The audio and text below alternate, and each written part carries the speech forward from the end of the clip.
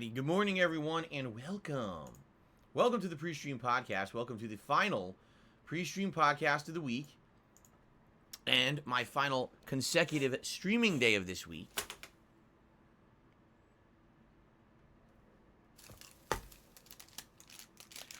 Today is Monday, the 4th of April, 2022, and I'm Darkside Phil, and I welcome you here to my one and only stream of the day.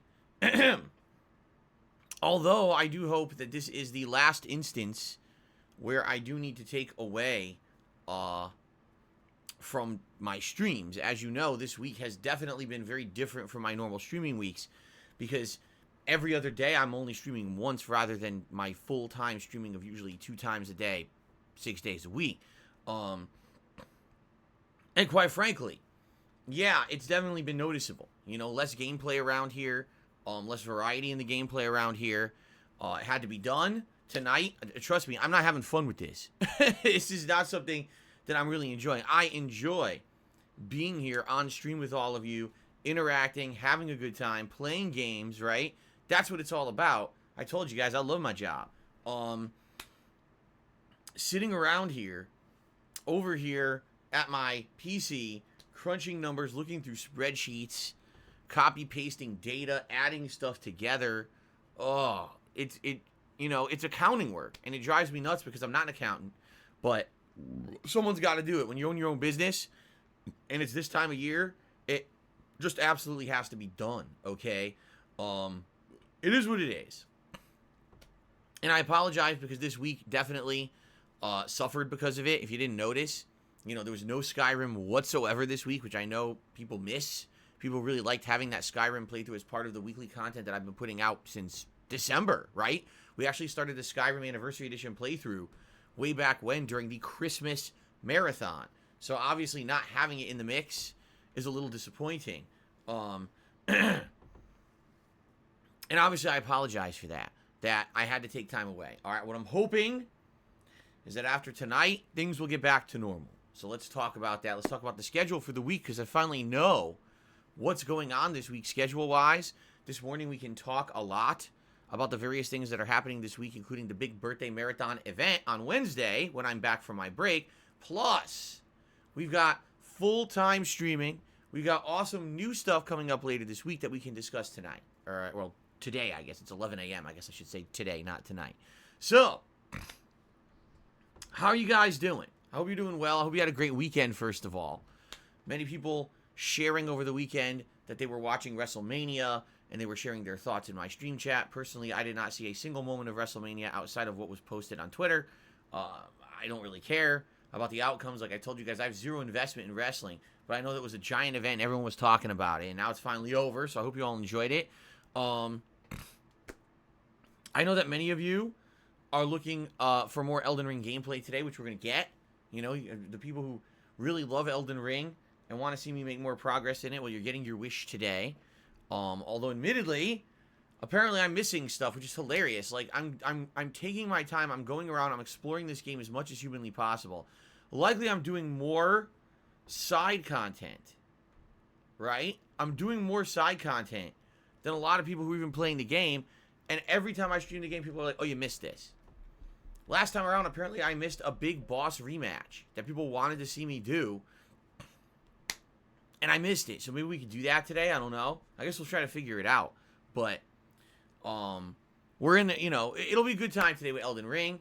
I guess what we should do, let's get to the schedule. Let's just go through the schedule for the week so you guys know what's going on. All right. So first of all, today, only one gameplay stream. We've got the Chill PreStream podcast right now, but we're going to hang out and have a good time, a little bit of conversation, a little bit of fun and interaction here on the PreStream, right?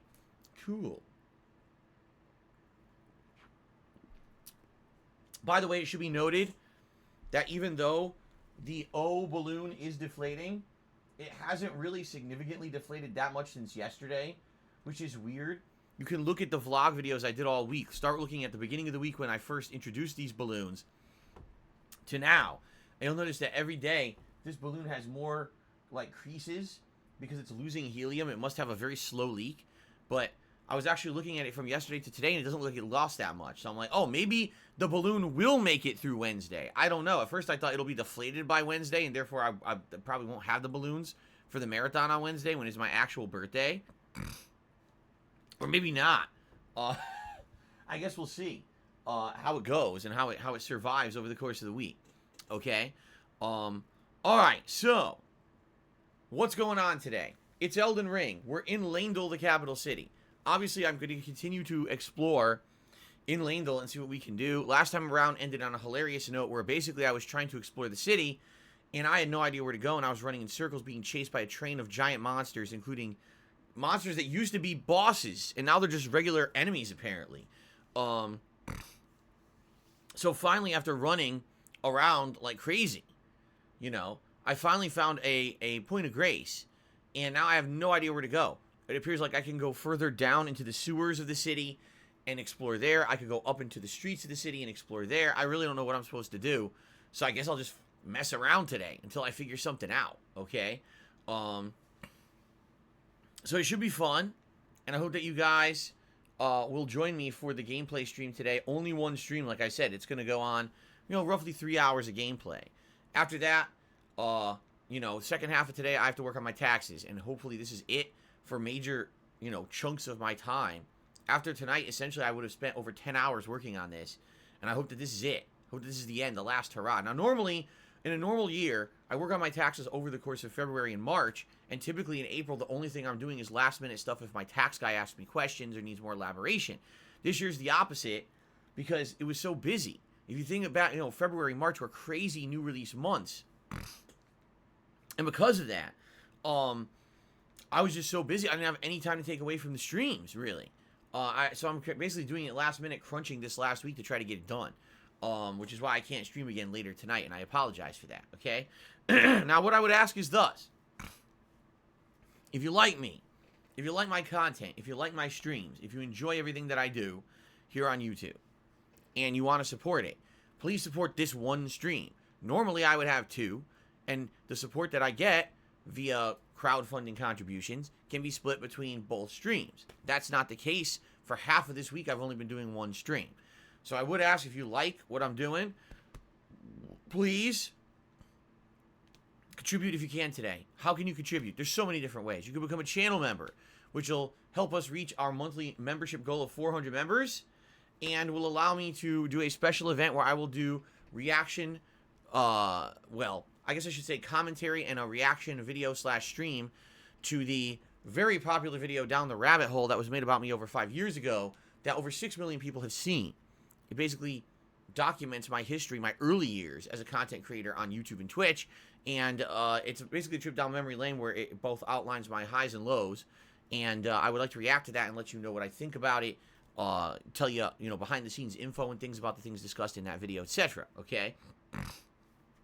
So, becoming a member is a great way to support the channel. So many benefits that you get from becoming a member. I won't go through all those right now, but that's one way. You can do a super chat or a super sticker. Those are ways that you can contribute, and you get a highlighted message here on the stream. Or, in particular, if you want to help me out the most, tomorrow's my day off. Tomorrow on my day off, I got to go to the garbage dump. I'm going to have a meal with my wife. We have all these, we're basically out of a lot of stuff. We have to run around and do a lot of supply runs at various different places. My wife is going to bake me a birthday cake, so we got to buy ingredients for a birthday cake in addition to groceries and the like. So a great way you can support the channel is by tipping. If you tip me, those are funds that I can get immediately and use on my day off tomorrow, okay? So all these things are great. Any way that you guys want to contribute, please help. And please, if you could, please support the stream, the only one I'm doing. Because I think what it is a lot of people saying, oh, they take it for granted that there's 2 streams, right? So Phil's stream today or tonight as well as this morning. And between the 2, he has a good day. But what's been happening is I'm only doing the 1. So if you can help me out today on the stream, I would really appreciate it, okay? Now, tomorrow, I'm off from streaming. As I just described, I got a lot of stuff to do tomorrow, all right? So I hope you guys will have a good day away, whether you decide to do fun stuff off the internet, whether you do other stuff on the internet, or maybe you'll decide to actually go and watch all the stuff here on DSPGaming that you missed out on this last week or couple of weeks or couple of months. I mean, holy crap, there's been so many new game playthroughs, right? So that being said, please consider checking out the stuff on DSP Gaming when I'm not here. And if you do, please, for engagement purposes, remember that if you're having a good time, please like my videos and leave comments. Those two things that take a moment of your time when you're already watching said videos helps this channel dramatically. I can tell you concretely, in the month of February and March, people did this, particularly with the Elden Ring playthrough, and it helped the channel a lot. Now, we need to keep that momentum going. You know what I'm saying?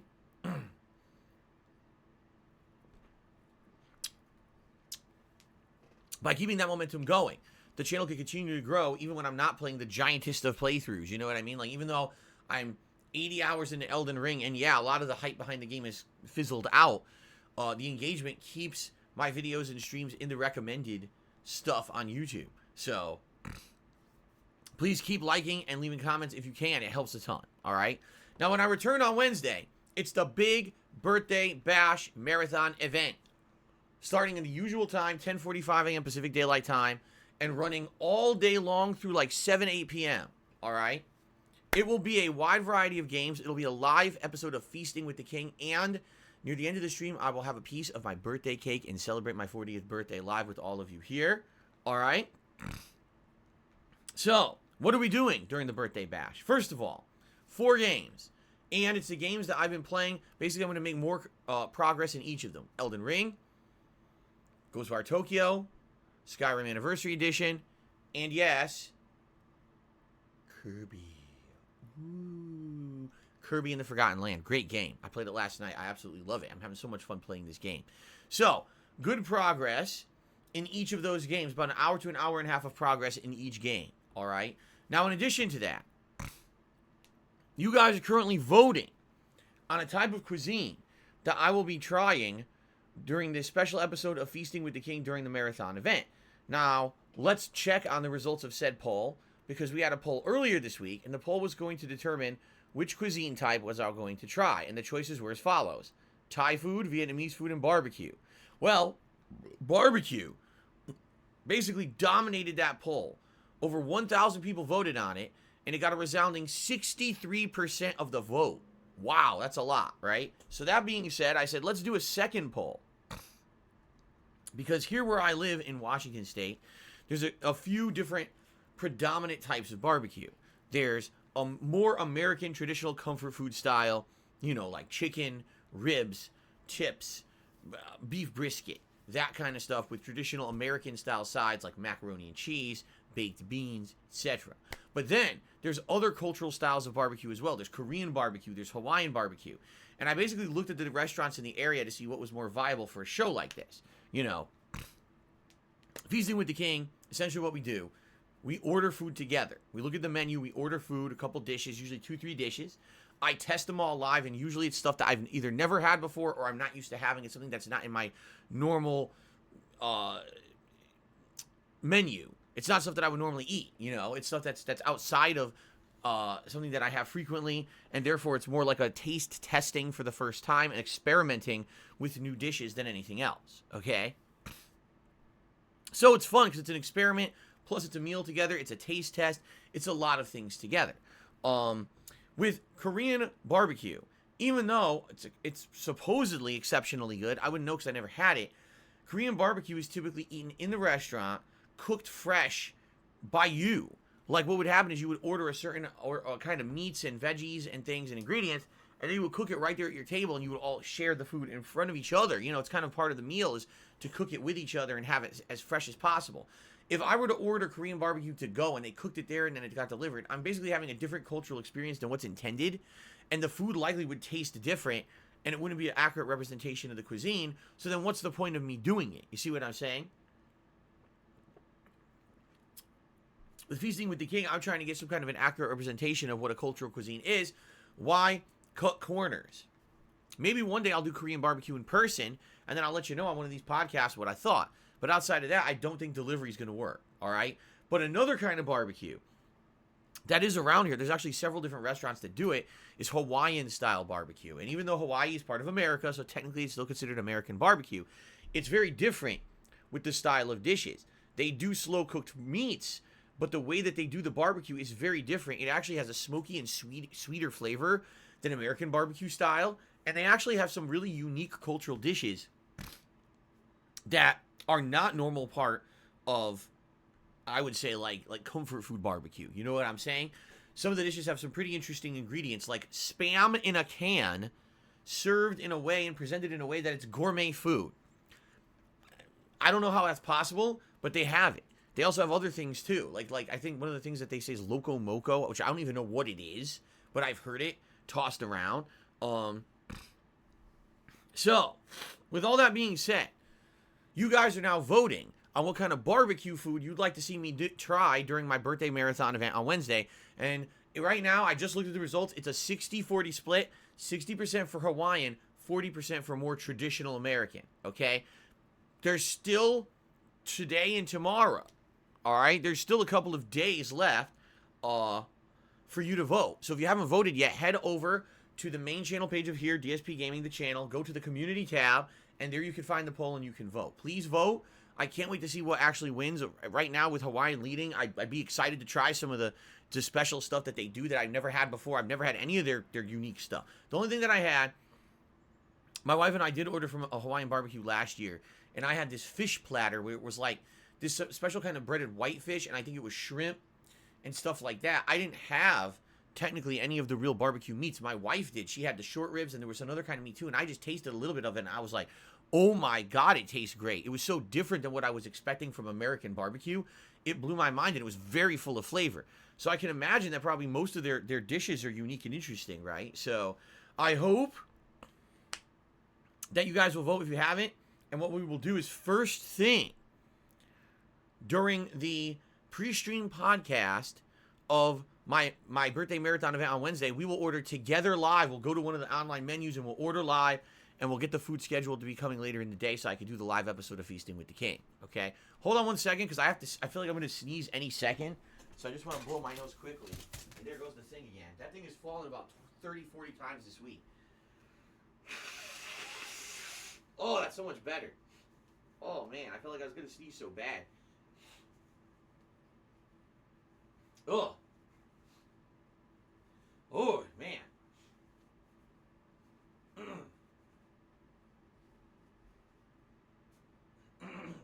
Okay. That's much better. Holy crap. That's the worst. When you feel like you're about to sneeze bad, and you're like on the stream here, like, any second it's going to happen, and I'm holding it in, and then I go and run. Of course, I have post-nasal drip. Ugh, and I apologize for the snorting. It's because my allergies, it's kicking up a notch here, all right?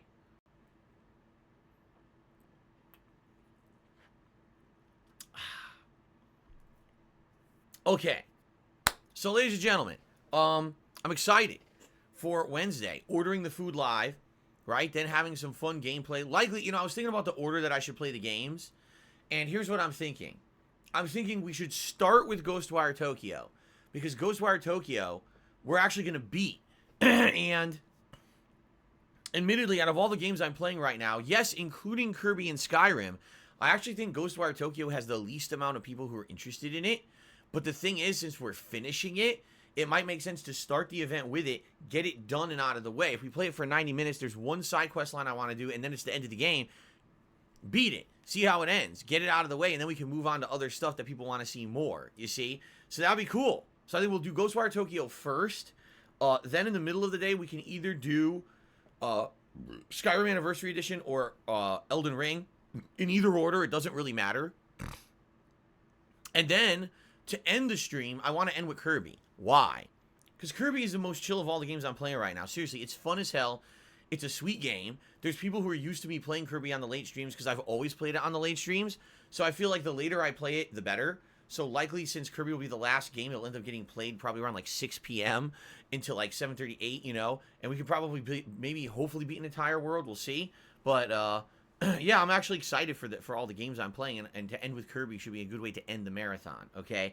Plus, then, at the very tail end of the marathon event, we're going to have my birthday cake, which I can't wait to try, too. I don't know what Kat's going to come up with this year.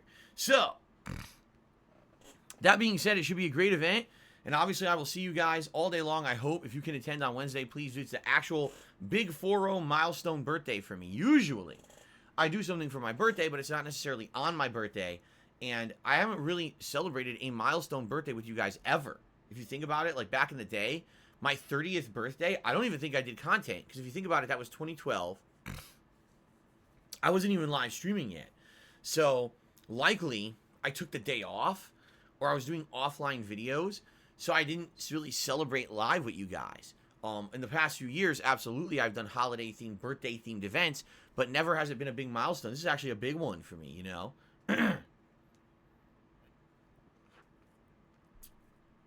So I am excited to hang out with you guys all day Wednesday. I hope you'll be here, if you can, all right? Now, starting on Thursday, we get back to regularly scheduled full days of streaming. Now, I'm going to preface this with this statement. My intention this week is to be here all week, Thursday, Friday, Saturday, Sunday. I'm not sure exactly what my day off is going to be. It could be Monday, Tuesday.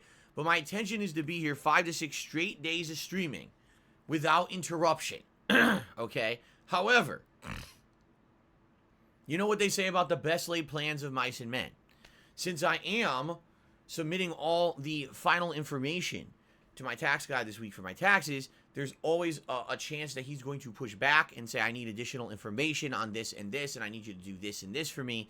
And if that's the case, unless it's something that's a quick thing that I can do within like maybe 20, 30 minutes, and I could cram it in between a stream or at night, if it's something that he needs significant time for me to do, which I don't know what that would be, but who knows, it just happened before, then I might have to take more time away from streaming. I don't want to. I want to preface it. I want to be here. I really do. I enjoy streaming with you guys. I have tons of fun playing games, but that's life, right? That's life. It happens sometimes. So if I can't be here, I can't be here. I'll let you know what's going on with that if anything happens. If not, then I'll be here all week. And what am I doing? Well, let's talk, because it's going to be an exciting streaming week. On Thursday, Elden Ring paired with a late night session of Skyrim Anniversary Edition. Yes, Skyrim will be returning on late night streams this week. Friday, we're starting a new game. Okay? Excuse me. Yes, we're starting a new game on Friday. What are we starting? I don't know yet. Here's the options. Number 1, the new release this week that I'm very interested in is Lego Star Wars, the Skywalker Saga. It comes out tomorrow. Okay? What it is, it's a new type of Lego game. It's not just, collect-a-thon, mini puzzles and stuff. This game apparently has a big ongoing narrative. It feels like a big adventure game, only it's with Legos, all right? Basically, people are saying it's going to be very good. The reviews are quite good for it right now. So it's a strong consideration of a game to add to the rotation, okay? Or we could try WWE 2K22. Now, what about WWE 2K22? Let's talk about it a little bit. If I were to start that game this week, the first thing I would do is the showcase mode, which I guess is the story-based mode, where you're going to learn the controls, you're going to learn the basic things about the game. Then, likely, I will do, I believe there's either a My Career or like a simulation mode where you can simulate an actual, like the shows themselves. I'm not 100% on which mode I would do, because I'm not sure exactly what they're called. But yeah, like usually in these games, I do a My Career mode, where I create a wrestler and I go through their developmental years in their career, and you build up big matches and you win titles and you get promoted to the next show, yada, yada, yada. So likely that's what I would start with. However, I'll be honest with you guys, okay? Although I see this maybe being popular for a week or two tops, what always happens is it gets boring. Why? Because the My Career mode is very repetitive in these games. It's a lot of the same shit over and over and over. And within a week or two, it gets boring, okay? Especially if this is going to be the main game I'm alternating with Elden Ring. I know we're going to kind of get bored with it within a week or and a half, probably. At most, I don't think it's going to have longevity. This is historically what happens with these WWE games. Now, is there more content that I could do in the WWE game? Yes. I like to do simulation matches. What I do is I create these fantasy matches. For example, in the past, I've done the King of Christmas tournament, where it's Santa Claus, it's Frosty the Snowman, Rudolph the Red-Nosed Reindeer, Jesus Christ himself, the devil, Ebenezer Scrooge, and they're all having a crazy match trying to get a title off of a ladder, and, you know, whoever gets it is the King of Christmas this year. Okay? Or a 30-man and woman over-the-top rope battle fantasy royal, where you have all these crazy characters, cartoon characters, comic book characters, celebrities, you know, internet content creators, everyone fighting it out, duking it out in a crazy over-the-top battle royal style. And what I do is I have the game simulate those matches, and I commentate over them. This has been a staple of content that I have done over the years that has become incredibly popular.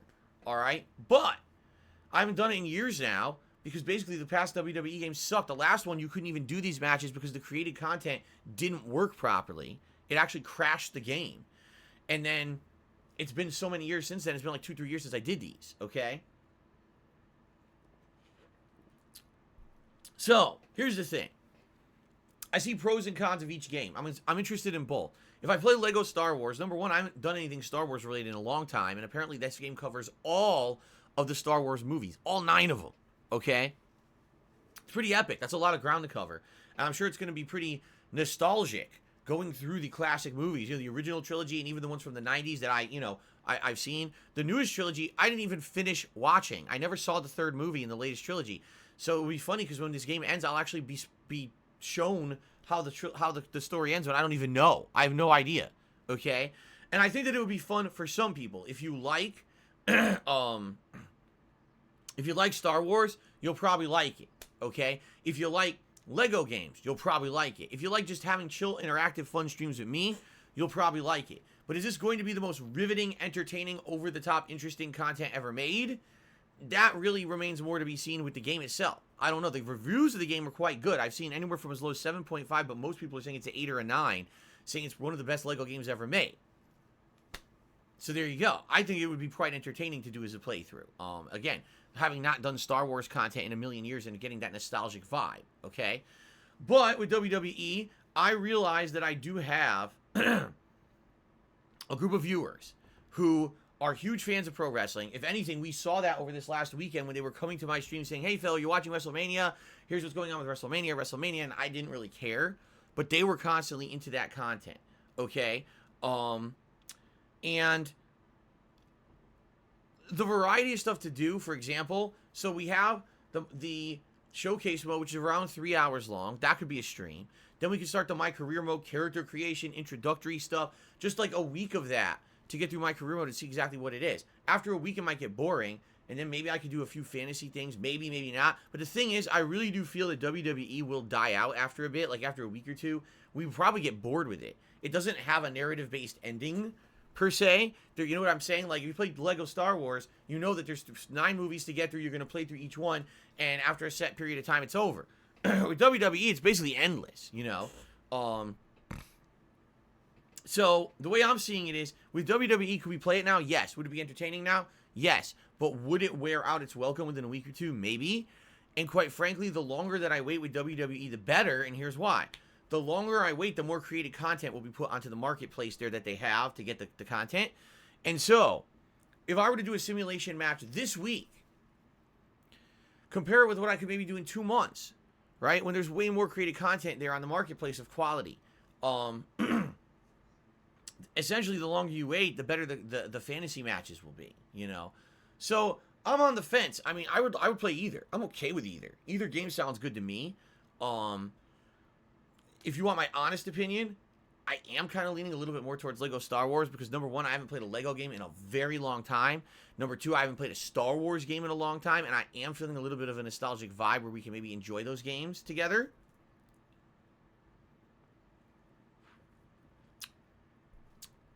By the way, one thing that needs to be noted about these games, let's be honest here, Star Wars, likely it's going to have a lot of trademarked and copyrighted music and sound effects in it. But by the way, WWE, every theme song that's in a WWE game is also that. So if I put any music in any of these playthroughs, there's a chance that the streams could get muted or shut down. There's a chance that the videos could get muted or shut down. So even no matter what game I play, I have to think about what I want to do with the music too. It's a concern. Unlike with Grand Theft Auto, all right? Grand Theft Auto, the trilogy playthrough that I did, late last year into early this year, I just let the music ride. And I did have big issues with some of the videos getting blocked and shut down. Luckily, I didn't get any full copyright issues. With WWE, I'm legitimately scared because WWE infamously claims shit for no good fucking reason, even though they have no personal benefit or anything to gain. They just do it anyway. I've had videos from many, many years ago. Me going to actual live WWE events like WrestleMania. And literally because there's a small snippet of music from a wrestler in it, the video got claimed with a full-on copyright takedown. Okay? And it takes a while to get those cleared up. So, you know, no matter what, I'd have to basically think about what I want to do and how I can exactly do it. But anyway, that being said, either one is a good idea for Friday, I feel. And what I think we will do is we'll talk about it over the course of the week. Obviously, during the marathon on Wednesday, a lot of people will probably be weighing in on what they feel I should be doing on Friday and going from there. And no matter what, starting Friday, there's a new game, okay? Starting Friday, there's a new game coming out. I don't know what it'll be. It's going to be one of those two, and we're going to start a new playthrough, okay? Then Friday night, it's the return of Friday Night Fights. Yes, after several weeks of this being all screwed up, Friday Night Fights will return to its regularly scheduled time slot of this Friday night, okay? And I am excited for that. I love playing old school Street Fighter. I know you guys like watching me play old school Street Fighter, and to have it back to the regular rotation should be a special feeling. By the way, we're in the home stretch because the new Capcom Fighting Collection is coming out around mid-June. So that means we have April and May, and that is it for the 30th anniversary collection. Once you know, May ends and the new collection releases in June, then likely that's going to be the new game. And therefore, this will be retired. And I've been playing the 30th anniversary collection since 2018, since it released. So it'll be pretty crazy to finally retire the game, you know. Excuse me. So that's Friday night. Then over the weekend, we'll alternate. So Saturday, we'll do Elden Ring and Kirby. And then Sunday, we'll probably do whatever the new game is and Skyrim. And then again, whether Monday or Tuesday is my day off, I'm not sure yet. But Monday, I might be here, might not. Tuesday, might be here, might not. But anyway, it's supposed to be a major week, you know, now of gameplay streams, basically getting back into the major swing of things. Now, here's the thing. There's something important to bring up. There is nearly nothing going on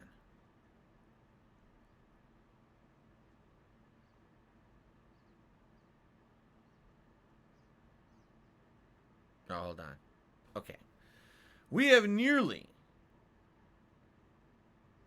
nothing going on in the realm of new releases. Sorry, I got distracted because I was bringing something up and an email popped in. There's almost nothing coming out this month. To give you guys some perspective, in the month of April, the only two games I even have written down as major new releases are Lego The Star Wars The Skywalker Saga and MLB The Show 22. Now, MLB The Show 22 also comes out on Tuesday, all right? And it is a Game Pass game. Unlike previous years, like last year, I bought the fucking game like an asshole. I paid full price for this thing, okay? That was really dumb, but people wanted to see it as a chill playthrough, so I said I'll do it, and I did, and we played it for a few weeks. It was fun. But man, I felt like a ripoff buying that game when it was free on Game Pass. The thing is, I didn't have an Xbox Series X at that time. Well, now I do, okay? So I will have this under Game Pass, and if at some point during the course of this month, for example, let's say I beat Kirby within another week to week and a half, which likely I will. So you guys know, we've beaten 5 of the worlds in Kirby. Kirby has 7 worlds, and then there's post-game content that unlocks. That's kind of like, you know how Mario games have a secret post-game world and stuff? That's basically what Kirby has. So I could definitely see Kirby finishing between the marathon and maybe 2-3 more streams. Maybe being beaten within the next week and a half. Tops, okay? So when that happens, what I'm thinking is then we could add a new chill game playthrough to the mix. And there's many different options. We could bring in a game from Game Pass that we've already started that you guys are interested in maybe seeing continue on. And there's many of those like Serious Sam 4 or One Piece Pirate Warriors 4 or other games, right? Many games that could be brought in from there. Or, yeah, we could bring whatever game I'm not playing as a mainstream. Like, let's say I start with Lego Star Wars on Friday. Maybe we could bring in WWE as the other game at night streams, right?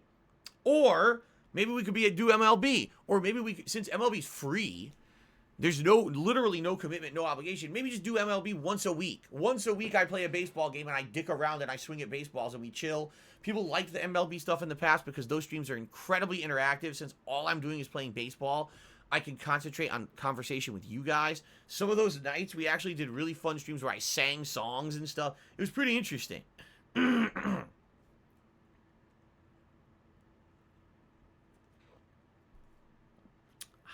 So, we got some good stuff coming up in April. Not necessarily all new release content, but at least a good mix, you know. We'll have Elden Ring continuing on, which I don't think is going to end anytime soon. Likely go through the whole month, seriously. Kirby continuing and finishing. Ghostwire finishing on Wednesday. Skyrim playthrough continuing. Street Fighter returning to the mix. A new game starting on Friday. And then likely, once Kirby finishes, another new game being added to the rotation for chill streaming. So good stuff coming up.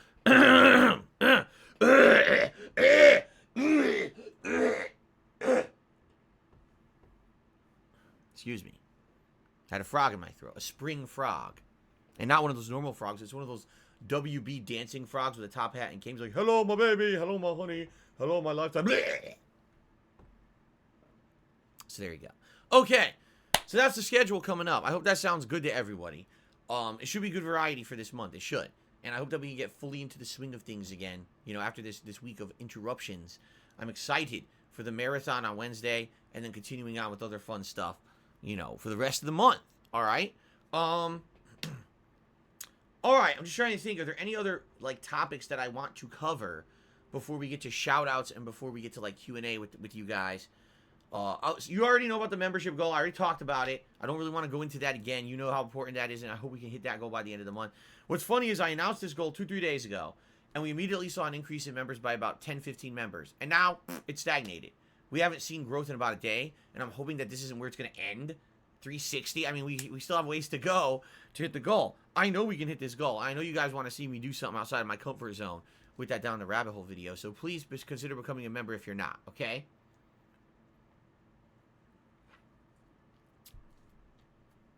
Okay. Please extend the pre-stream. Okay. The pre-stream will be massively extended.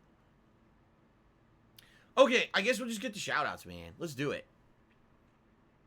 Let's just get right to shoutouts, okay? I'm clicking the wrong thing. Here we go. Our one YouTube side contribution so far this morning is from Lord Shiogara, who did a $2 super chat, and he says, the chat wants you to play Oblivion. Thoughts? Here's my thoughts on that. I would love to play Oblivion, and I can tell you I likely will, especially because the game has been redone on the Xbox Series X with better frame rate, and essentially it runs much better and looks better, okay? I'm excited for that. I like that they took older games and they basically redid them and made them run better on the Xbox Series X. That makes me excited to actually play them as playthroughs. However, we're in the midst of Skyrim, man. We're in the midst of Skyrim, right? I can't play two Elder Scrolls games. That'd be insanity. That'd be really stupid, right? And on top of that, after I finish Skyrim, which, by the way, could be months and months. Right now, we did do some major progress in the story over the last several times that I played it, but then we kind of went back to side content again. I haven't done any of the DLCs, and the DLCs people are telling me can take upwards of 10 to 20 hours to do, right? So just think how many streams that is just the DLCs alone, okay? And then heading into, you know, more stuff with the game. This Skyrim playthrough, and I told you guys when I started playing it earlier this year, I said, I really feel the Skyrim playthrough because of the nature of the playthrough. Because the game has so much content, because it's so open world, and so it's such a chill stream style game where every time I play it, I end up talking with you guys, and we get distracted a lot, which is fine. That's perfectly okay. But also because it's not the featured playthrough. You see what I'm saying? Skyrim was only really featured in January when there was nothing going on in games. As soon as the new releases started coming out, all those games got priority over it, which I told you guys was going to happen. You guys well knew that that was going to happen, right? And so when that happened, essentially, it took a back seat. And you saw this week I didn't play it at all. Some weeks I played it once, right? So with that kind of a deal, and the fact that this game will likely be shelved and put on hiatus a bunch of times, likely we're not beating it anytime soon. It may take, I'm not kidding, it may be my first ever year-long playthrough. The only other game that ever I played like that was Minecraft, and that game is not a game that has a narrative, right? I'm definitely thinking that it could end up being a playthrough that I played till Christmas of this year, a full year. Maybe we beat it on Christmas. That'd be something. So, That being said, after having played Skyrim at an extended, lengthy playthrough, all right, do you really think that people want Oblivion right after that? Let's be honest here. I hearken back to my days in the past when there was 3 Mario games coming out within a 6-month period. You know, Mario Cross Rabbids. Then you guys wanted me to play Super Mario Sunshine, but then there was Super Mario Odyssey coming out. All within a few months. That's Mario overload. There's no way that people are going to be able to stomach that, right? So I can't do that much of the same kind of content back to back to back. It makes no sense. Look at the GTA trilogy I just did. I played them back to back to back, and by the time that we got to GTA 3, people were like, enough already. Just finish and do something else, right? So, would I play Oblivion in the future? Yes. Would I play Oblivion anytime soon? No. Would I play Oblivion directly after Skyrim finishes? Well, man, no. I'm not going to do that. However, in the future, maybe. And I'm actually a lot more interested, after beating Skyrim, in going back and doing a Fallout game.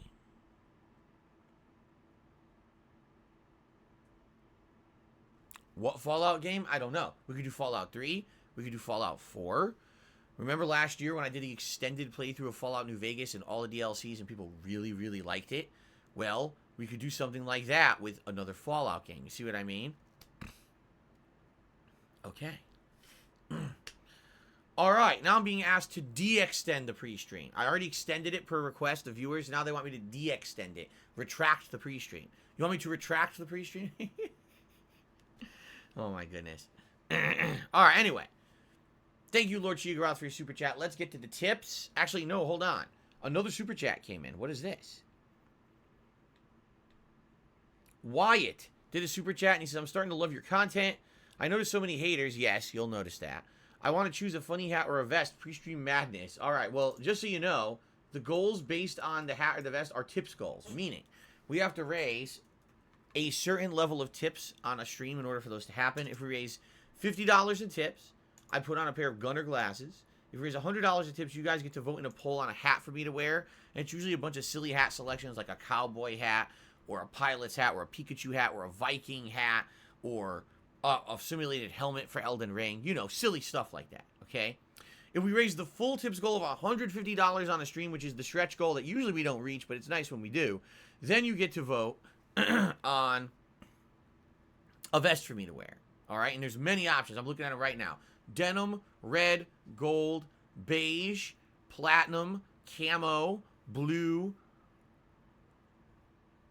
Is there another one? There may be another one that I didn't even call out. I don't know. But those are the ones I'm looking at hanging right now. Okay? So, there you go. And by the way, Jade, I see you're saying several different messages. Jade first said that he's going to be back for all days this week, which I'm happy about. Good to see him. But he also is asking me an interesting and pertinent question about WWE. He says, if in the showcase mode, apparently, the game actually uses WWE footage, like footage of real matches. And am I nervous about that? And the answer is, yeah. Every time that WWE does shit like that and you use it, you run the chance of getting into trouble. Whether they claim your video, which is okay, I don't really care if they claim their ad revenue on one video. But if they strike the video and say, oh, copyright infringement because you used our fucking match footage, even though it's in their fucking game, you know, you never know what they're going to do. There's been years that I played them and they didn't do shit. And there have been years when they gave me trouble. It is a bigger... Oh, God. Ooh, stretch. Wow. Oh, my God, what a stretch. Ooh. Got the blood flowing. Okay, anyway.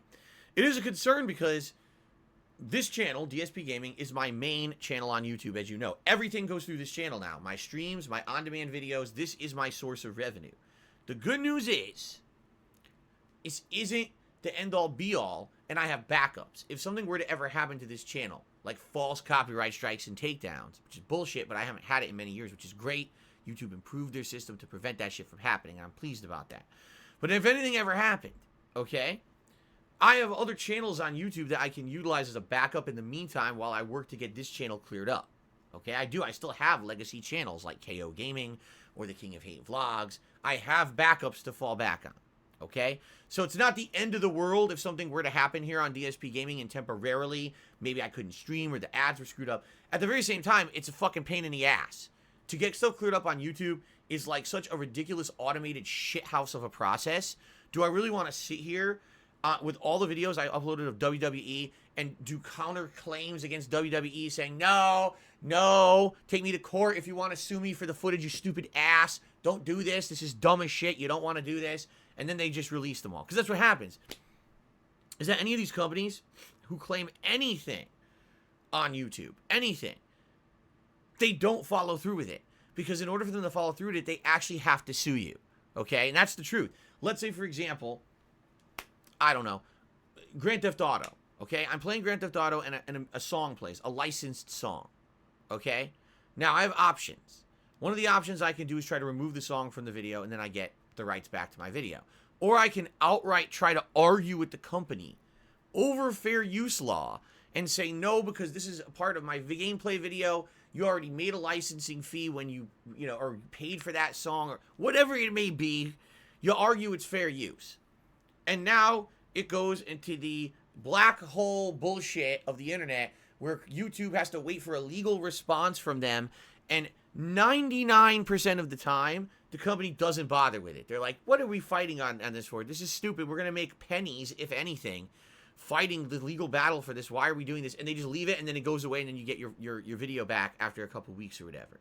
Okay? But basically, it's a stupid process. It's really dumb. And I want to avoid it if possible. I don't want to have to worry about videos being stricken falsely and me having to argue legally with these companies. And I don't want anything bad to happen to DSP Gaming. This is a good hub of content for me. As you know, we've worked really hard to build this channel up in the last year and get people to come back to it as a place to go for gaming. And, to have to temporarily say, well, guess what? Some bullshit happened on here because WWE is being dumb. So everyone go over to another channel and watch my streams and videos there for a while and then come back later. It's dumb. It's frivolous. It's stupid. I don't want to have to do that.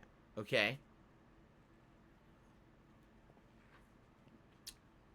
So now I'm being told, and of course this is all lie, I'm being told that there is a streamer mode, and the streamer mode in the game will remove that content. Well, then likely that's what I'm using, right? Why on earth would I not use streamer mode? That would be pretty dumb. So there you go. Wyatt did another super chat, and he's talking about all kinds of stupid shit. Wyatt, let me ask you a question. Without even addressing what you just asked, because it's so silly.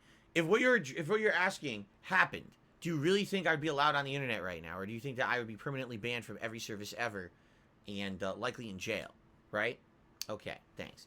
All right, let's swing back and let's do tips now. Let's do people who've tipped and let's answer their questions. All right. Oh wait, there was another super chat. Jeez, where'd all these super chats come from?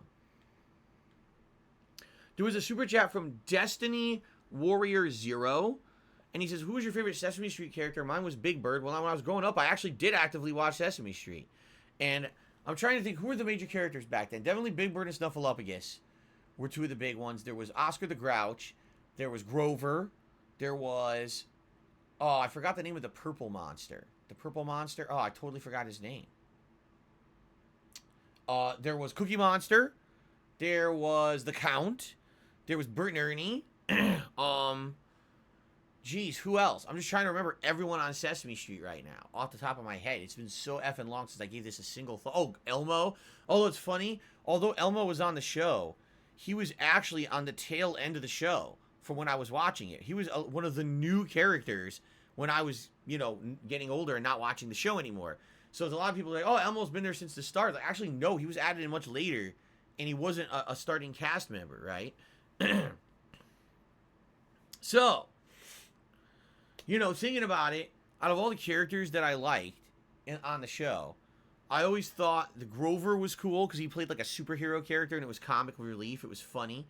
I actually liked Bert because I thought that Bert was a straight man foil to Ernie who was just silly and over the top. And I liked how Bert always played it straight, but everyone was like a joke on Bert's behalf. I liked that comedy style. Who else? Oh, the Count. I actually liked the Count. I liked that the Count would count everything. It was just like a running gimmick. So there you go. I don't know what the significance of the question is. You probably didn't expect me to answer it seriously, but there you go. Okay. Now let's get the tips. All right.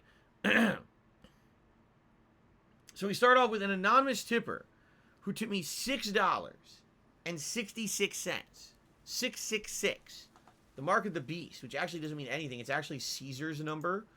A lot of people think that 666 means something demonic or satanic. It does not at all. It's a reference to Caesar, who was the ruler at the time, and people disliked him so much that they tried to pretend like a number that had to do with him was the number of the beast, even though he wasn't the devil at all. They just hated him, right? Okay.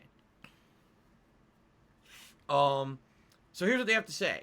If DSP has 1 million fans, I'm one of them. If DSP has 10 fans, well, I'm still one of them.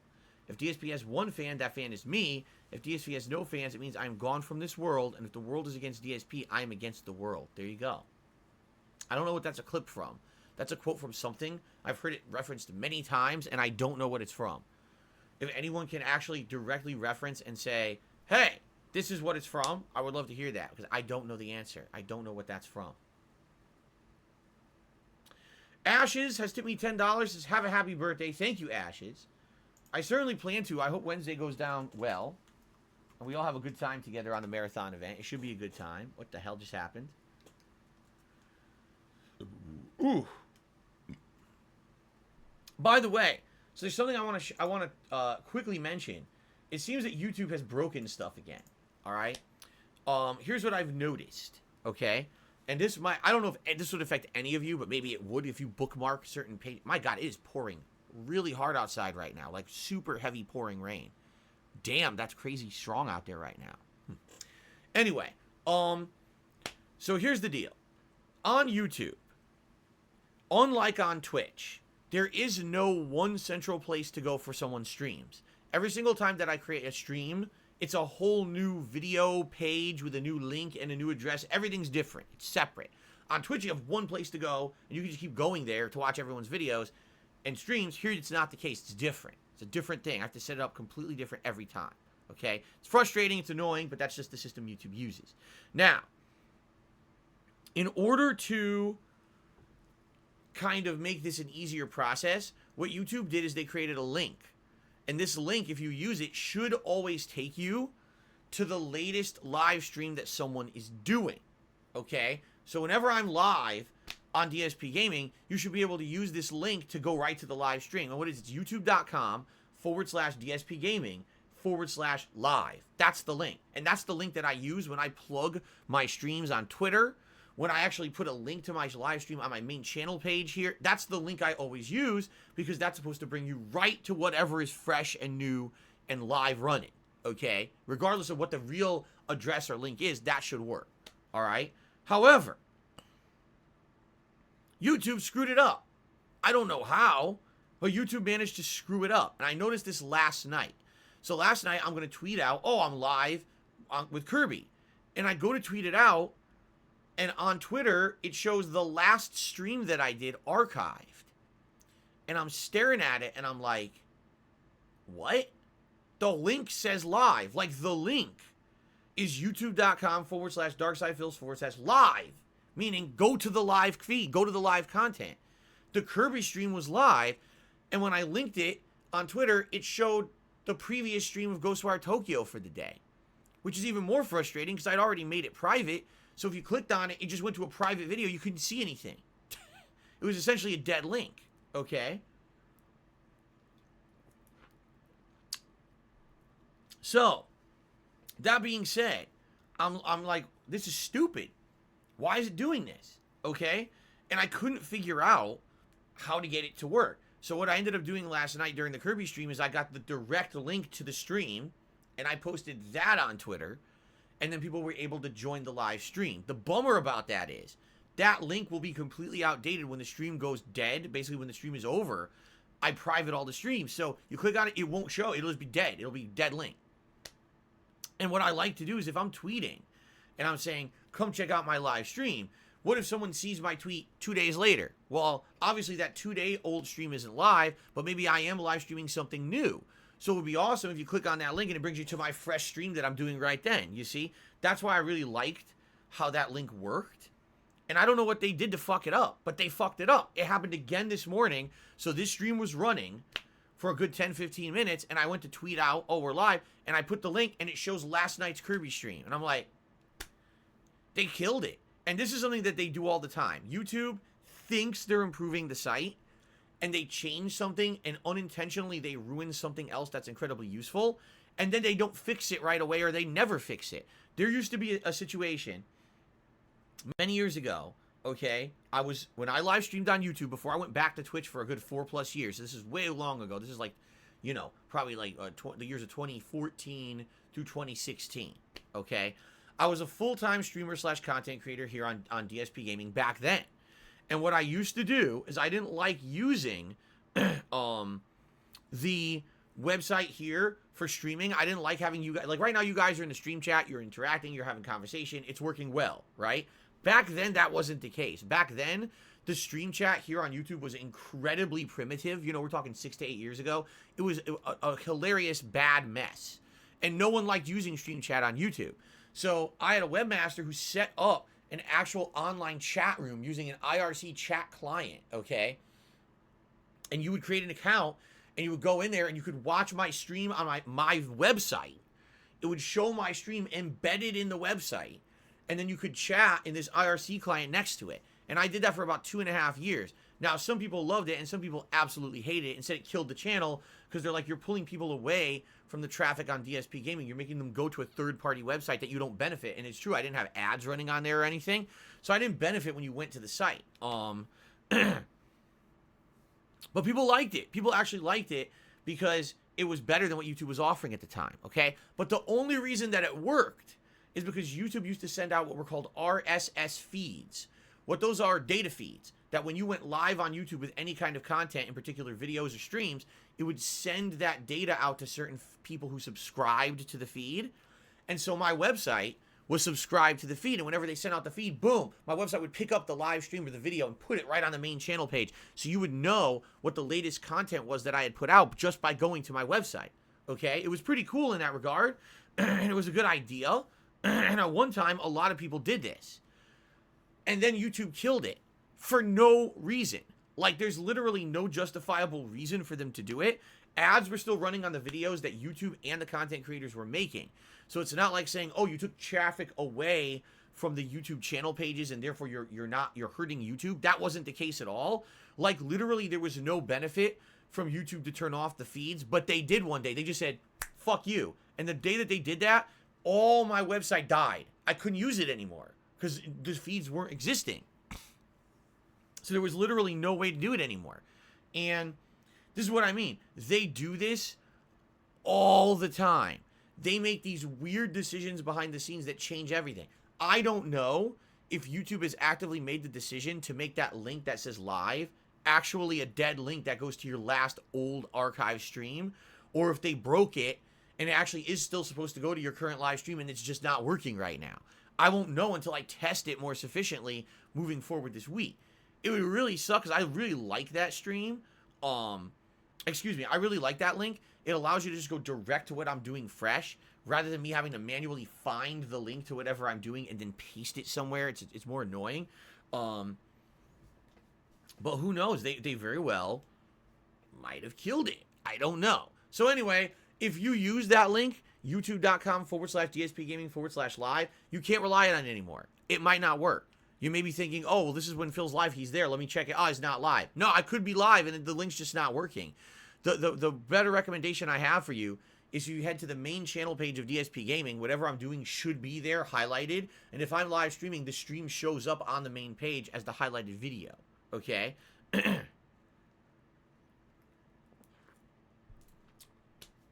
So I know that's kind of neither here nor there and wasn't on topic with anything we were talking about, but it was something I felt like I should address just in case. It does suck when I'm using something for a year straight, being a full-time streamer here on YouTube, and everyone's used to using it, and then YouTube says, oh, well, flip a switch, turn it off, because we don't know what we're doing. It's annoying. Okay. Shout out to an anonymous tipper who tipped me $1.50 and asked the following. How cool would it be if you did Feasting with the King once a week? You could review different restaurants in Seattle. I know it would be expensive, but if you want to branch out and diversify your content, that would be a good move. Here's the thing. about a suggestion like that, and I've actually addressed this earlier too. Some people say, why don't you do it once a month? Why don't you do it, on a weekend? It's pretty simple. The reason that a show like Feasting with the King is special and fun is because it doesn't happen all the time, right? It's a rarity. I do it every few months. So maybe in a year, I'll do 3, 4, 5 of them tops, right? Sometimes I will theme them, right? That's a good thing. When something doesn't happen all the time, when it actually does happen, it feels like a special event. It gets people excited. You guys are legit excited for the barbecue that I'm going to try on Wednesday, aren't you? Now, if every week I was doing Feasting with the King, wouldn't you get tired of it, right?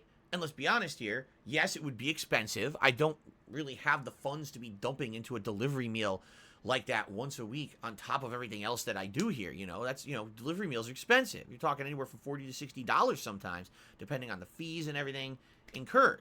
It's expensive shit for a meal, to do it all the time. And plus, it's not healthy food, let's be honest. Getting delivery restaurant food, way less healthy than if I just make a home-cooked meal here. And if I did it every week, I do feel like it would not be special anymore. Like within it would be basically what happened with DSP Tries It. Okay? DSP Tries It at one point was something that I did sporadically. It was fun when I did it like once or twice a month, if that. And it got people excited for new things, right? Then I turned it into a weekly series. That was absolutely the worst thing I could have done with the series. Because when I did it, I was once a week, it became an arbitrary thing. We know Phil's just going to do it every week. And after a while, I ran out of good ideas. So it was like, go to a fast food place and just grab whatever the new item is. Go to a fast food place and grab an item I just didn't review yet, just for the sake of reviewing it. And what ended up happening was, I ended up recycling shit. Like, for example, Burger King. 9 times out of 10 when Burger King comes out with a new thing, it's not new at all. All they did is they took their already existing ingredients and they slammed them together in a different combination and claim like it's new. Like the long cheeseburger. Yeah, they did that for a while. All they did is took two cheeseburgers, 2 pieces of cheese, and they put it on their long bun that they put their chicken sandwiches on. And they sold it as the long cheeseburger. Wow, it's so different, right? But you see what I'm saying? It essentially becomes so commonplace and arbitrary when you do it often that no one cares about it anymore. And over the years, I saw my viewership for DSP Tries It, which at one point was very sky high, just go down and down and down and down as less people were interested in a show that just wasn't very special anymore. You see? In the case of Feasting with the King, it's good to do during a special event, especially like a marathon. So I'm doing a marathon on Wednesday. I'm already breaking my marathon up with a variety of games that we're shifting between. It's not a big deal to interrupt my standard content by eating a whole meal live on stream with you guys, you see? During a normal stream day, it actually would be. Like today, for example, let's say today was the day that I would do Feasting with the King. Well, if it's a double stream day, which by the way it's not, but let's pretend it was. Let's pretend that I was doing Skyrim tonight, okay? When exactly should I eat the meal? Do I cut into Elden Ring or do I cut into Skyrim to do it? Or are you suggesting those days are marathons and I do a marathon once a week? Now you're really, really pushing it. Because now you're making marathons arbitrary. Now you're making it like the marathon isn't a special event, right? So this is why I don't do them more often. I hope that's a good explanation. I don't like doing it that often.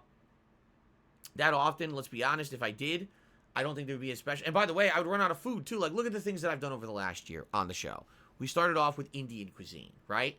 Then we did Sonic drive-thru, right? Then we did was it Mediterranean next? I think it was Mediterranean cuisine. Then we did Filipino cuisine. And then most recently we did Mexican.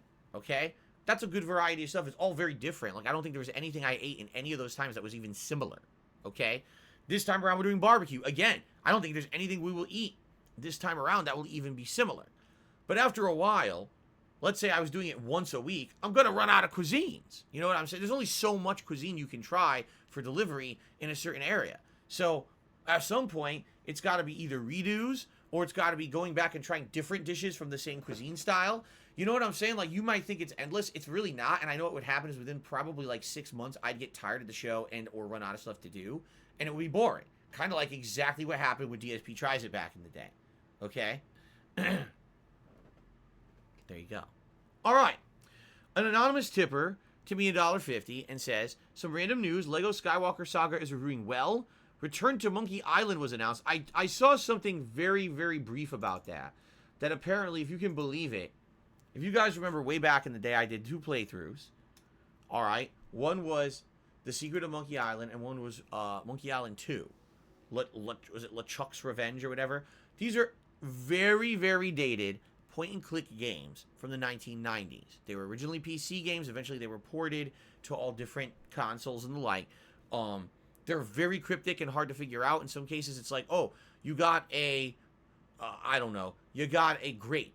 What do you do with the grape? I don't know. You hold it in your pocket for the whole game. By the end of the game, you figure out what you're supposed to do is in a certain situation, you drop the grape down a drain pipe. It goes down the drain pipe and hits a guy on the head, bounces across the street, lands in the horse's mouth. The horse then starts to choke and kick. When it kicks a guy in the ass. The guy goes flying down the road. His pocket watch flies out, and you need to pick up the pocket watch to solve a puzzle. That's how cryptic the game is. Like, you never figure it out without like, looking shit up and cheating, okay? So I remember back in the day, before I was a live streamer, I was playing the game and trying to figure it out and basically getting stuck constantly. And you guys were actually commenting on the videos back then, saying, oh, here's how you do it. Here's how you do this. Here's how you do that. Here's how you figure it out. And I remember playing the games and liking them, but definitely they were not necessarily modernized games. You know what I'm saying? Now, we haven't seen this kind of like point-and-click adventure game be prominent in a very long time. I would argue the last one we saw that was really prominent was Broken Age, and that was a decade ago. The Tim Schafer game that I slammed because Tim Schafer didn't really finish it. He basically squandered everyone's crowdfunding money. So now they're saying, oh, there's going to be a new one. Return to Monkey Island. What? Why? No, really, why? Who asked for this? Who asked for Monkey Island to return to prominence in 2022, some 30 years after anyone cared, you know? And I'm not saying that the originals aren't classics. They are. Everyone says these are games that everyone should play at some point and experience to see how there was that genre of point-and-click adventure game back in the day. It's good for history purposes and to get a background on where gaming came from. You know what I'm saying? But essentially, I don't understand why they're coming back. It's a little confusing. What prompted this? Was there some kind of a movement on the internet to bring back Monkey Island stuff? I mean, I didn't hear it. I don't know. Listen, new games are new games. Anything new is good, right? But I just hope that if it's going to be a new installment in Monkey Island, will it hold up to the originals? And the other important question, will anyone care? It's been 30 years, man. In 30 years, a lot of things change. Is anyone going to come back and say, oh, I want to play Monkey Island again? You know what this reminds me of? Shenmue 3, right? It took so long for Shenmue 3 to get off the ground and actually be made that by the time it released, it didn't do very well because no one really cared anymore. You see? So I'm curious what would happen with this new one. Okay. Continuing on with what this person was saying in their tip. Radon has been buffed again to his original levels. Well, here's what I find hilarious about this situation. Go back 2 to 3 weeks when I fought Radon in Elden Ring. I did a whole pre-stream podcast segment about how From Software screwed up and they debuffed him. They nerfed him. They made him piss easy, and everyone had been hyping me up on this fight, explaining to me how Radon was one of the hardest bosses in the game, and that they were loving to see me fight him, and then when I finally fought him, I steamrolled him because they nerfed him, okay? It was unfortunate. I raged about it. I was very upset about this, okay? Now, apparently, they're saying, oh, we did that by accident. What? By accident. You patched the game and you accidentally nerfed only one boss. What? No. Again, people who are FromSoft butt kissers are going to be like, oh yeah, see, they're lying. This was no accident. At the point that they patched Radon, okay, the reason that they patched Radon is because people had gotten to that point in the game, okay? And essentially a lot of people had gotten to, the festival. Now, you don't have to do it. You don't have to fight Radon to beat the game. You don't. A lot of people think you do. They think, oh, he's a necessary story boss. He's not. He's completely optional. But what happened is the game, at one point, starts pointing you towards going to the festival to fight Radon. No matter where you go, there's NPCs that tell you about this festival, whether it's Blad, the Wolfman. I believe that there's a woman in Kaled, one of the finger readers, who tells you about it. Everyone's basically saying, go do it, okay? Excuse me. So, essentially, you know, everyone got to Radon. And everyone was saying, Jesus, he's so hard. I can't believe they made this guy so hard. Now, even using summons, even using the tiers, right? This, like the fucking silver mimic tier and everything. People were still having a hard time beating Radon. Now, keep in mind that this game has sold 12 million copies and climbing. I think that was weeks ago. At this point, maybe it's 13, 14 million. Who knows, right? You have more mainstream gamers playing Elden Ring than any other FromSoft game before. And people are all now naturally reaching the point where Radon is an option to fight. And people were virally complaining on Twitter that Radon is the hardest thing in the game. And why is it so hard? It's not fair. So I think what happened is FromSoft caved to pressure and said, all right, since everyone's finally reached this point, we want people to be able to see all the content of the game and naturally make progress. So let's patch Radon. So they did this knee-jerk reaction to all the criticism on the internet, made Radon a pussycat. He's so easy to beat. You know, at that point, they nerfed his damage output. I think they might have nerfed his health. I'm not sure. But basically, he was super easy to beat. I one-shotted him, and he was like no challenge at all. I would argue most of the bosses in the optional dungeons are tougher than Radon in this game. Okay? So now, they got basically negative feedback from the hardcore FromSoft fans saying, now wait a minute. Why did you nerf Radon? He's optional. This is not a necessary story boss that you need to beat the game. Why would you nerf the optional guy who is supposed to be like a skill check, leading to a whole bunch of new optional underground content and secret areas? It's kind of your reward. If you can get good and beat Radon, you're rewarded with all this new optional underground content that normally you would have to skip or miss unless you beat him. So we don't like the fact that you basically made it that everyone can now beat Radon and access that content. That was supposed to be our content. That was our gatekeeping method, right? Right? So that being said, now they get pressure for 2-3 weeks and they change it back. All right? Here's the thing. If this really were, as they say, a mistake, they could have fixed it like this. They could have just patched it. They're full of shit. And you guys, I swear people just take what they say for granted. They're lying to you. They caved to the pressure. They made him easy so people who were having a hard time could get past him.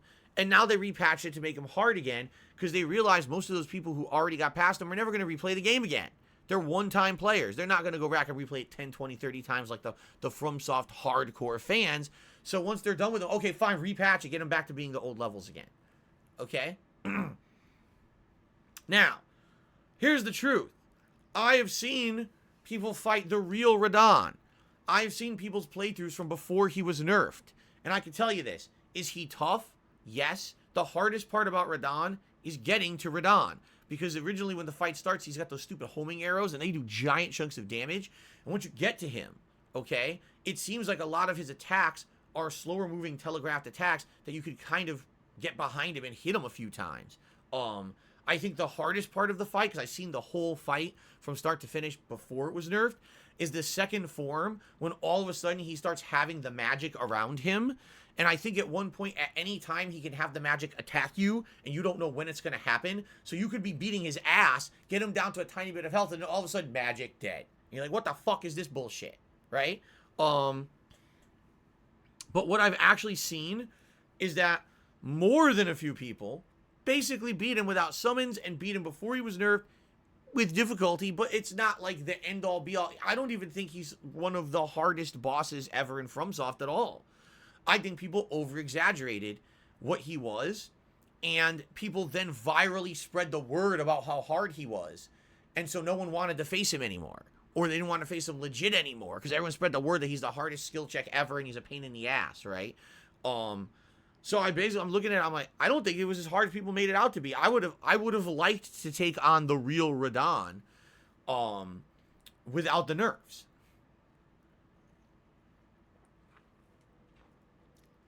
So that being said, eventually, if I do a second run in the game, I will likely try to fight him legit and not try to do summons and stuff. I think what I'll do is I'll try to fight him head up, but I don't know if and when I'm ever going to do a second playthrough of the game, considering I'm fucking 80 hours in and we're halfway through, right? We'll see. Okay, now, that's it. You had a power flicker. That's not good. Did you see that power flicker? Good thing I have a battery backup over there. Holy shit. Okay, going back to YouTube side things.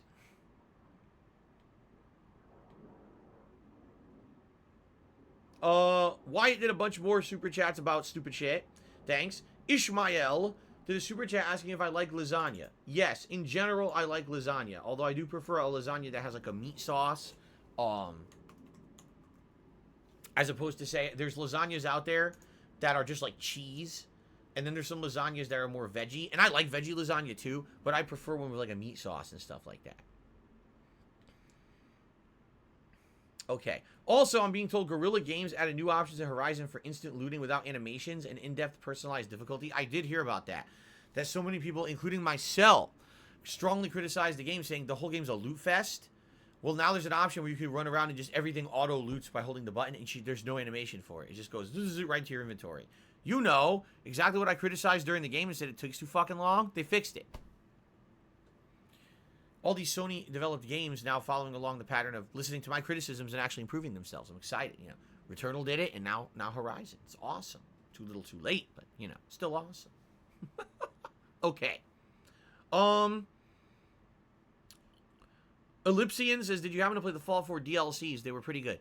To my knowledge, yes, but that was so long ago. I can't 100% confirm or deny. Like, I think I did. I'm pretty sure I played them. I'm pretty sure. But I can't confirm or deny. Okay? I don't remember. Okay.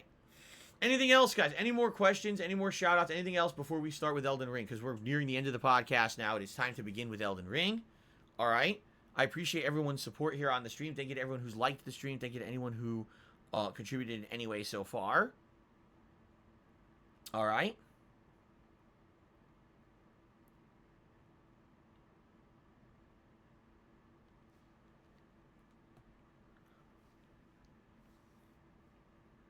Hans says, you end up being right about a lot of things. Why do people laugh at you in chat and basically not take you seriously? Because they're assholes. There's no other explanation. They're so dumb that they think just because there's internet memes about me and idiots who make fun of me on the internet that I could never possibly say something pertinent, despite the fact that I get viral tweets that get, 84,000 retweets by everyone around the world, despite the fact that here's something that I actually find very entertaining myself, all right?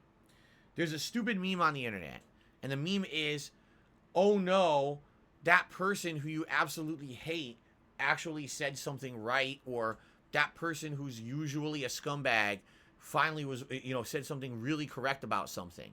And they make a picture of the guy, and apparently some evil-looking guy, looks like a dickhead, and it's supposed to be a meme that is on the internet that people use when someone who you think is a negative person or someone who's not well-liked says something positive or correct or pertinent. All right? I'm not exaggerating. I see that meme at least 5 to 10 times a year on my timeline on Twitter. Okay? In regards to me. Okay? I'll just tweet a random thought or, something pertinent about something else. I'll respond to another tweet from someone else, and people like the tweet and say, oh, that's a good, it's a good point. And then they see it's me that made it, and they're like, Dark Side Phil made a good point. I can't possibly believe that. And then they go to that meme. That meme only works once. Literally, the meme can only apply once. Because if you say it twice, 3 times, 4 times, it's no longer a freak accident. It's a pattern. And I hate to say it, these people are so dumb. Mouth-drooling idiots who just believe in fucking internet fads and memes and internet hate movements. They don't realize that I'm not the mostly dumb idiot. You know what I'm saying? And it is frustrating. As someone who's been around on the internet for 14 years making content, for someone who has a fan base who likes said content, or else I wouldn't be here. I wouldn't be able to do this for a job anymore if there wasn't an audience for it, right? To be told by a large group of people that basically, you're an idiot, you could never be smart about anything or have a good thought about anything because you're a dumbass or a bad person or whatever the hell that meme may be. But then to have the meme apply 10 times a year doesn't make sense. Then you've already countermanded your own meme. It doesn't make sense anymore. But you're so dumb, you just don't realize it. Essentially, people on the internet are pretty dumb. I don't know what else to say, that's why. oh, I come to your streams, I enjoy your content, but everyone says that your content sucks. I don't understand. It's because they're dumb. They're doing it for a different reason. They're not doing it to be factual or to accurately represent something. They're doing it to have a meme that they can recognize with a group because they're mindless idiots. And they like the fact that they're all memeing together something that they recognize. Oh, that's the common guy we all shit on. Rather than having our actual purpose behind it. All right?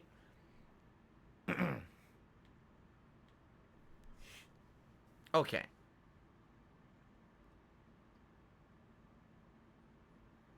Anything else? Any other quick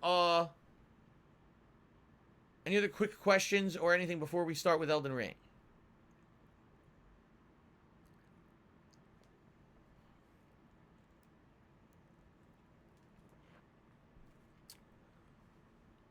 Loud sirens? Yeah, I knew there was a cop back there, you know, out in the street driving around. Not in my neighborhood, though, you know, out on the public roads out there. Das Boja says, people have an odd mindset. If they hate the person, said person can't be right no matter what. It's a hardcore form of distancing for optics. If you see the person was right, you're just as bad. Yeah, didn't someone say the other day, they said it was funny because I guess they were following some 4chan thread or something, and on it, it was like, there was actually a thread that said, you know, if Darkside Phil pointed at a pile of dog shit in the street and he said, man, that dog shit stinks, everyone would now try to argue how the shit actually isn't that bad, and I'm just over-exaggerating to be toxic, right? Because I can't be right about something. So, well, you know, maybe that doesn't smell so bad, you know? There you go. All right, guys, I think let's end the pre-stream. I'm going to quickly take a leak, and then we're going to get started. We're going to jump back into Elden Ring. I may try to fight a boss that I missed. Apparently, there's a return boss that's kind of epic that people wanted to see me do last time, and I missed it. I don't know how, because I rode literally right into him, and it didn't trigger. So I don't know how that happened. But maybe we'll do that, and then we could explore the capital city. Okay? All right, guys, thanks. Let's take a brief respite. And then it's Elden Ring time. Very nice.